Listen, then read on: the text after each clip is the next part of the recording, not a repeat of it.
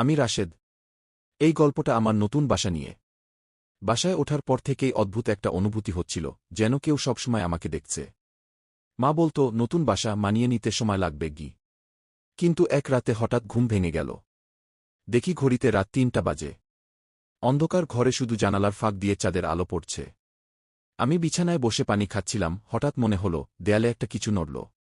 আলো জ্বালিয়ে দেখি দেয়ালে একটা চোখ আঁকা। না, কোনো বাচ্চার আঁকা নয়। একেবারে আসল চোখের মতো।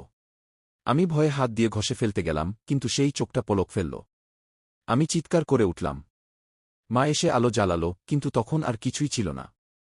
দেয়ালটা একদম ফাঁকা। পরদিন বাড়িওয়ালার স্ত্রী বলল, এই ঘরটা আগে একটা মেয়ের ছিল, যাকে ঠিক ওই দেয়ালেই পুঁতে রাখা হয়েছিল। আজও মাঝে মাঝে ঘুম ভাঙলে দেখি দেয়ালের সেই জায়গা থেকে কেউ তাকিয়ে আছে। এরকম আরও ভয়ঙ্কর গল্প পেতে চ্যানেলটি সাবস্ক্রাইব করে রাখুন। ধন্যবাদ।